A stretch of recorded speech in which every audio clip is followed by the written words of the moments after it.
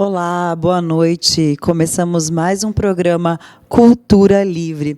E hoje é com muita emoção e com o coração assim cheio de amor que a gente recebe o Luiz Renato e a Maurília Valderez para falar um pouquinho sobre Cuiabara Total, uma homenagem, uma lembrança de tudo que ficou do nosso querido Antônio Sodré, que encantou a gente por muito tempo, um artista, um performer incrível, e que o Luiz Renato e a Maurília vieram hoje aqui para falar um pouquinho para a gente como que foi retomar essas obras do Antônio Sodré, como é que foi falar dele.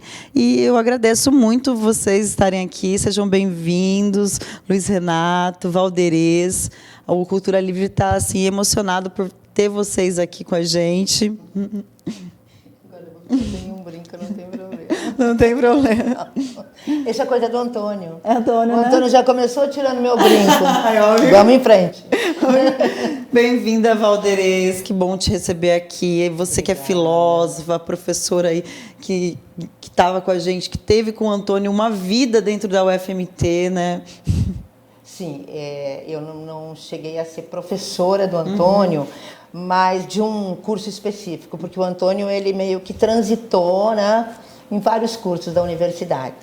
Mas ele frequentava as aulas, né? O Antônio era aquele aluno que abria a porta assim e vou assistir sua aula.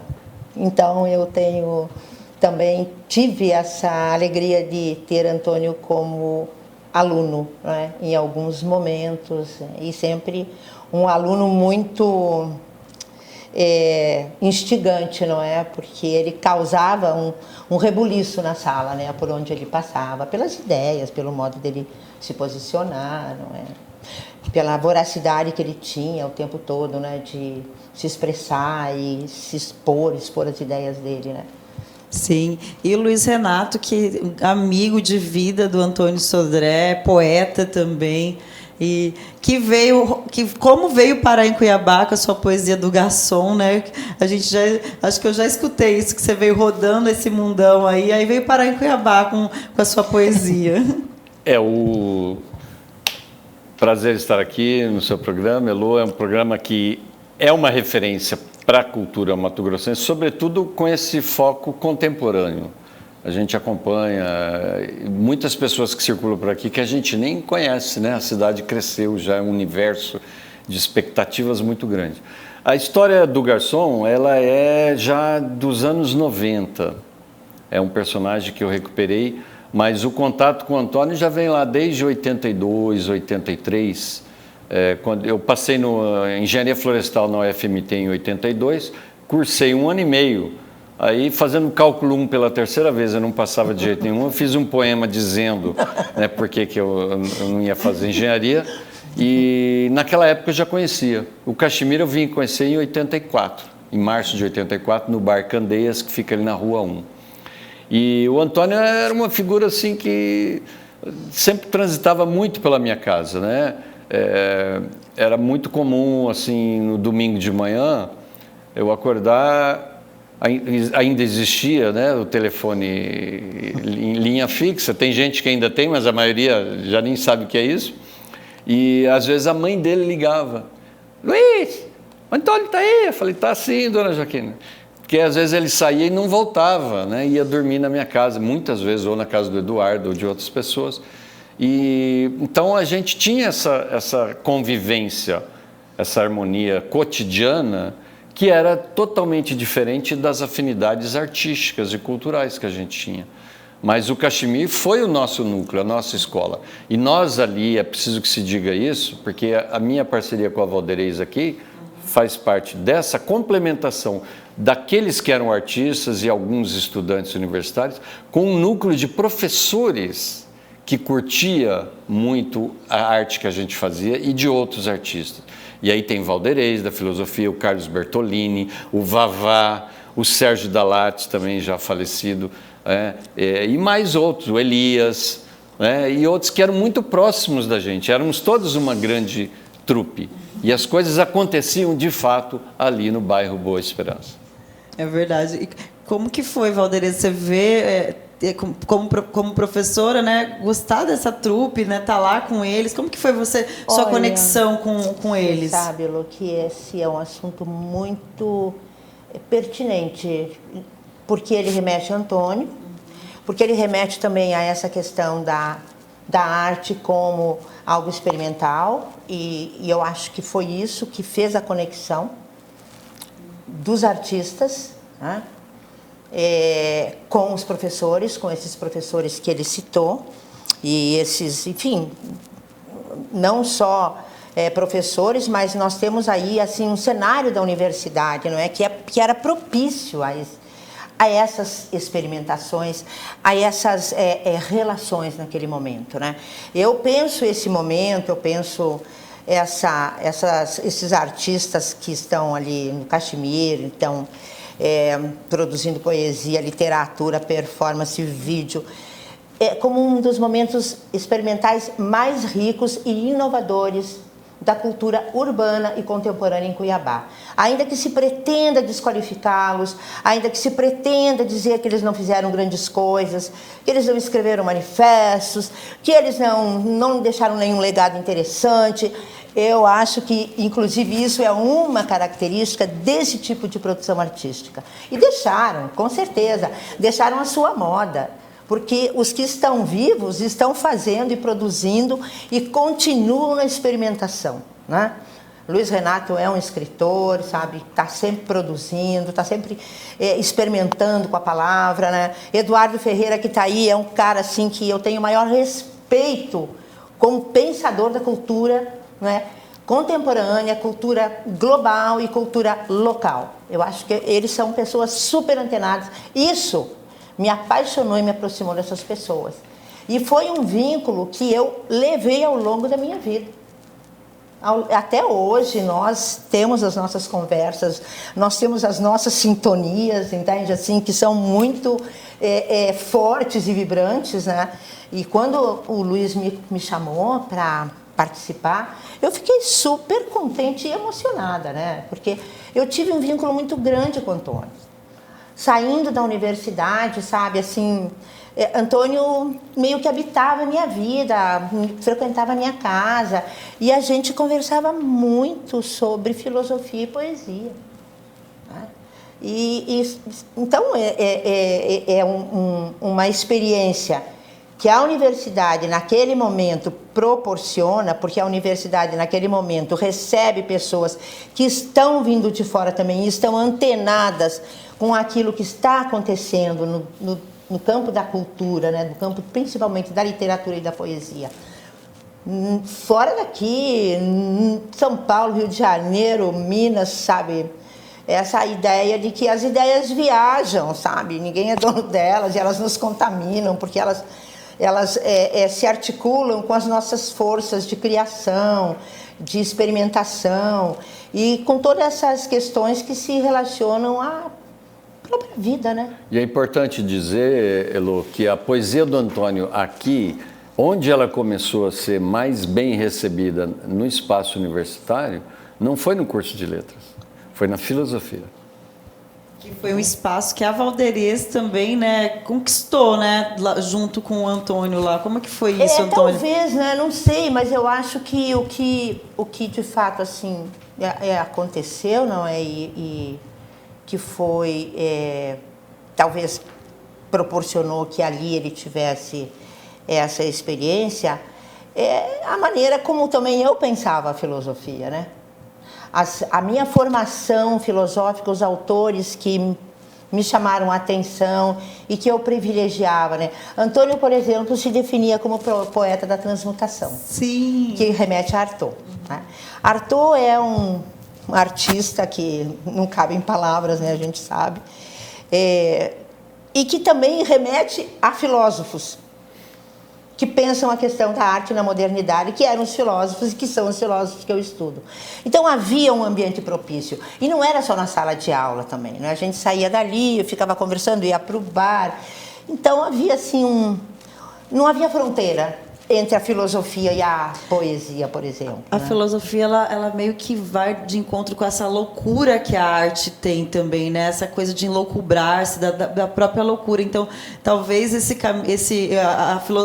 a letras, talvez ela vai na coisa mais acadêmica, né? Na forma, eu não sei, fiquei assim curiosa pensando sobre. Mas eu acho que é mais pela questão temática. E por ser uma poesia autorreferenciada em muitos autores, né? Marcada, né? Exatamente. Né? Então é nesse sentido, porque a carpintaria literária da poesia dele alterna. Tem coisas extremamente simples, mas altamente tocantes, sofisticadas. Então muita gente assim que está acostumada com alta literatura pode pegar esse livro e falar, mas isso aqui é... isso é bobagem. Porque às vezes as palavras são simples, a construção é simples, mas tem uma chave. Então é buscar essa chave. Com quem ele está dialogando, não é? Com que poetas, escritores, ideias daquele então, momento. Então, quando cai o brinco aqui, ela falou da presença dele, toda vez que a gente vai falar do Antônio, acontece alguma coisa. Parece brincadeira, mas é verdade. Então, até tem uma coisa que também é referenciada na obra dele, que ele fala muito assim de uma presença ausente. E é o que está acontecendo aqui. O Antônio é uma ausência presente e uma presença ausente. O tempo veio todo. O vento da saudade, olha só. Vento é a palavra-chave. Nossa, ela atravessa a poesia do Antônio. É belíssima essa relação dele com o vento. Né? E assim, essa ideia, né, essa presença do vento na poesia do Antônio, nós encontramos também, não é, num filósofo contemporâneo que é o Gilles Deleuze, que também se relaciona, não é, a própria filosofia também, não é, como a experimentação filosófica, a criação conceitual, também remetendo a essa ideia do vento, né, da ventania, né? Então eu acho que o pensamento, né, como um vento, né, também, né? E isso aí cria vínculos, né? Que são vínculos e que se colocam num outro plano, né? Que são vínculos duradouros. Então, o Antônio está sempre presente para nós, né? Muito. Agora ainda mais, né? Com o documentário que vocês...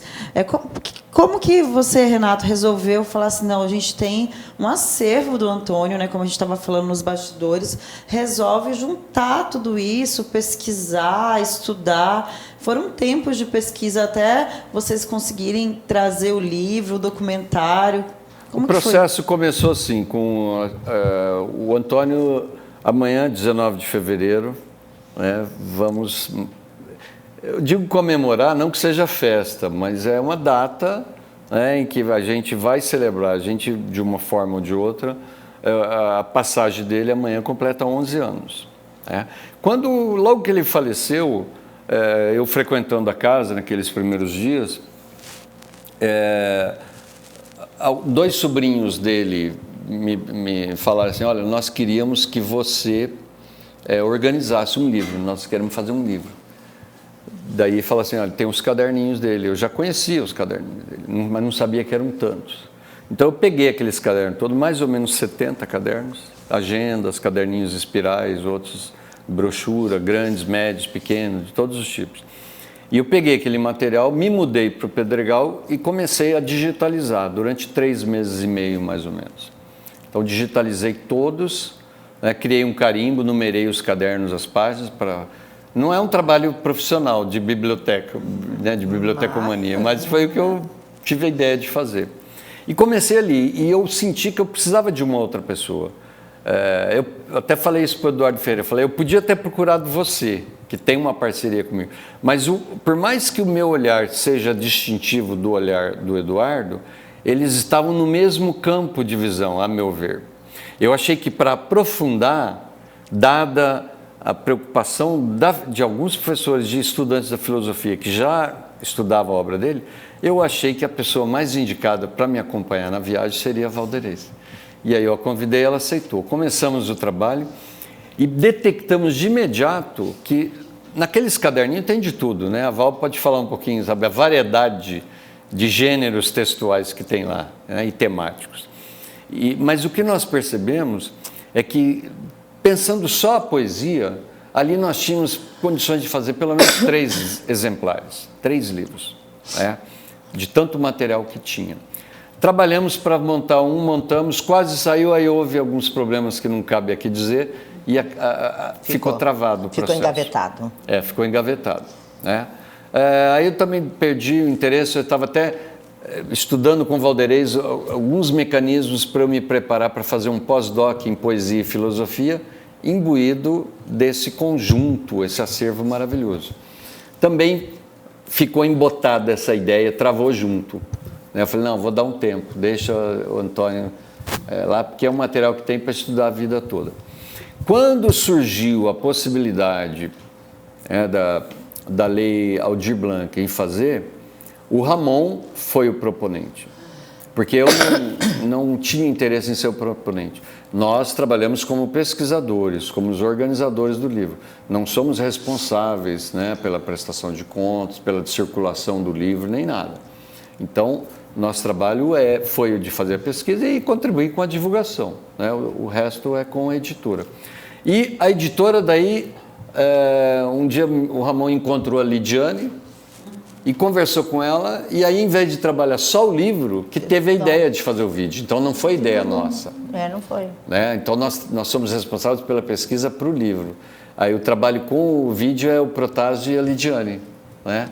Então, eles é que podem falar um pouco mais sobre isso. Ah, é verdade. A direção da Lidiane Barros, né, do Mas do eu doc. achei que foi um trabalho muito bom, tecnicamente falando, e do que eu entendo, né, assim. E eles conseguiram, né, capturar assim, uma imagem, né, do Antônio que eu acho que aparece nas falas, né, das pessoas, né? E assim tem algo assim muito afetivo, né, mas também tem esse aspecto mais que toca mais do trabalho poético, literário, performático dele. Acho que contempla o Antônio em várias dimensões. Eu achei que traz uma simplicidade que é do Antônio, sabe? Que você vê o doc, você vê e aquilo de você caminhar por sensações. Tem momento que você fica triste, algumas falas, mas logo ele te puxa para algo que vai te fazer sorrir de novo. E a gente tem essa...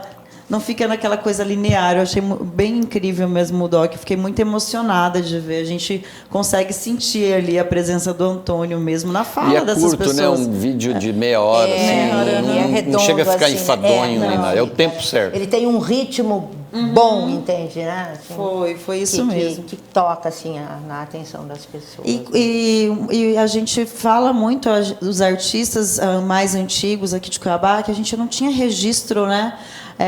Os docs, a nossa própria entrevista hoje aqui, que vai para o YouTube, vai servir de pesquisa. As pessoas vão falar, quem era Valderez? Não, eu vou no Cultura Livre, no YouTube, e vou escutar Valderez falando. Então, assim, a gente precisa ter essa coisa da tecnologia ao nosso favor, né? Deixar isso registrado. Então, esse doc também teve uma possibilidade de ver o Antônio cantando, sapateando. Então, a gente consegue ter uma outra dimensão que não foi só da palavra, né, que é da poesia, do que está escrito, mas da imagem, do imagético, né, como que isso provoca, né, esse palavra imagético. Em movimento, a né? palavra e aí, em movimento, com as imagens também. Porque o Antônio também, o Luiz antes tocou nessa questão, né, que o Antônio, quando ele vai para o palco, ele se transforma, né? Eu acho que é aí que ele é o poeta da transmutação, mais do que no texto, mais do que na poesia propriamente, assim. A presença do Arthur, para mim, no Antônio, na obra dele, aparece nesse corpo que se modifica, né? Nesse corpo que cresce, né? E que há uma poética do corpo no Antônio, né? E ele trabalha isso, né, de uma maneira muito complexa, sabe? Se você começar a pensar e observar, né, toda a cena que ele desenvolve, né, no palco, naquele momento em que ele entra, né, e a tonalidade da voz, é o texto que ele está falando, são os gestos, né? Então, eu acho que é assim eu, pessoalmente, fiquei muito contente com o documentário, porque traz esse corpo, né? Traz esse corpo que mostra a sua força, a sua potência, né? É a sua potência, e essa potência articulada com aquilo com a música, com a poesia que ele faz, né? E com a ocupação do espaço, né? Tem algumas linhas temáticas na poesia dele que eu acho que podem ser muito bem exploradas. Por isso que a gente agora está pensando em ampliar esse universo para digitalização da obra. Então, um dos eixos, por exemplo, que a gente percebeu é a relação dele, do poeta, com a cidade. Muito grande. Numa época que a gente andava, não tinha Corujão ainda.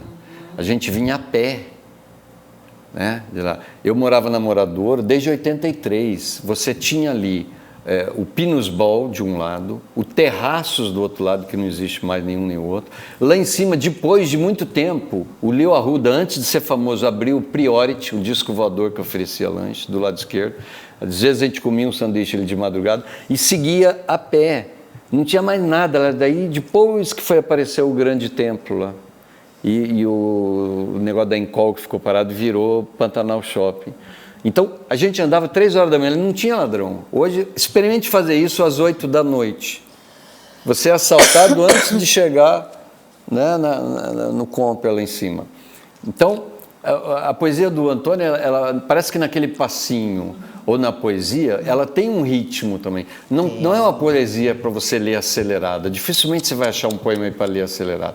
Porque o ritmo da palavra dele era o ritmo da vida dele, né? Exatamente. Então, bem marcadinho ali, né? Como no documentário eu lembrei um poema que eu gosto muito e que lembra ele como estudante, né? Eu não quero as réguas para traçar os meus caminhos. Eu prefiro as éguas num galopar torto e veloz. Quer dizer, éguas com réguas é uma rima pobre, né, de alguma forma, mas quer dizer, o trote dele é diferente. Né? Me lembra até o Gil, quando ele fala assim, a Bahia já me deu régua e compasso. O Gil, quando foi embora para São Paulo, né? Primeiro São Paulo, depois ele foi já formado em administração de empresas. Né? O Antônio tentou várias vezes. Né? Não conseguiu, a cabeça dele, isso a Valderez entende muito bem, não era de aguentar uma aula, né, Val? Ficar 2 horas numa sala de aula para o Antônio, tá doido, cara. Nossa! Então, esses alunos são muito interessantes, porque são os alunos mais instigantes que a gente tem, né? São aqueles que nos levam a pensar. Inclusive, a questão do método que você utiliza, não é? Eu tive, assim, a alegria de ter passado muitas pessoas pelas minhas aulas que não eram nem da universidade, que iam pedir, eu vou assistir sua aula. Então, a porta estava aberta, entende? Sim. Eu confesso que eu vi você falando, eu fiquei morrendo de vontade de assistir essa aula. Morrendo de vontade. E era assim, você Eu assisti em 84, eu era da turma da História, o Adir era da minha turma. Elcio Cavalcante, o João Ormond. O Adir foi meu aluno. O João Ormond, violeiro. Sabe? Éramos todos calouros de História em 84, quando chega uma nova professora de filosofia. Tá louca, entendeu? Imagina essa mulher, tá louca? Você não tem ideia. Na sala de aula, porque, sabe? Nossa, aquilo tudo me fazia procurar mais, sabe? Me concatenar mais com esses pensadores, não é? Porque... Falando de Nietzsche, do jeito que ela falava, a gente nunca tinha lido Nietzsche. Se quiser um pensador que está também voltado para a arte. Então, é fazer essa conexão, né? E receber isso, né? Receber no sentido de aprender com isso também. Então, foi uma experiência, assim, nossa, foi uma formação para mim também. Uma troca, né? Uma troca. Muito grande. Né? Mas eu queria retomar uma questão que o Luiz mencionou, com relação a essa pluralidade, né, que nós encontramos na obra do Antônio e essa relação dele com a cidade, que eu acho fundamental que a gente consiga trabalhar assim, mais uma obra, mais um livro que tenha esse eixo, né, dessa relação da poesia com a cidade e tal, a questão da digitalização da obra.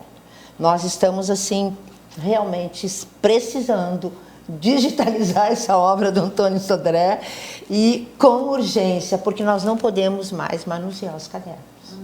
Eles estão muito frágeis e nós queremos continuar o trabalho. Então, nós estamos assim... Quem gostaria de investir, né, financiar, patrocinar nessa digitalização, colaborar com isso urgentemente, né, para que a gente possa dar prosseguimento, porque é nosso objetivo continuar. E ali, Antônio, tem cidade, tem erotismo. Não, tem outros. Tem um poema que eu frisei a cidade, porque tem um dos poemas que eu acho mais marcantes desse conjunto, em que ele diz assim: a família mora na mesma casa há muito tempo. A Rua da Paz, ali no Pedregal, era uma rua que não tinha asfalto nem nada, já recebeu o pavimento tem tempo. E um simples uso de um verbo mostra a ação e o olhar do poeta sobre a ação transformadora da cidade, né? E ele diz assim, e até me deu branco agora, você lembra como começa o poema, né? É aquele dos passos. Eu engraçado você falar. Depois que puseram asfalto na minha rua, nunca mais pude imprimir os meus passos no chão. Sabe? Repare que ele não diz assim, depois que asfaltaram. Asfaltaram, quem asfaltou? Sujeito indeterminado. Depois que puseram, ó, é uma imposição. Mas daí um leitor sem prática de leitura vai falar, mas ele está falando contra o progresso. Não. O que ele está dizendo é o seguinte, depois que o pavimento chegou na rua dele, ele não consegue mais imprimir os seus passos, deixar suas marcas no chão. É isso que o progresso faz. Então, um poema simples, não é simples, não é simples. Gente, segura aí, assim, aqui a emoção tá grande e a gente volta no segundo bloco do Cultura Livre, falando um pouquinho mais do querido Antônio Sodré, de Cuiabara Total. A gente volta já.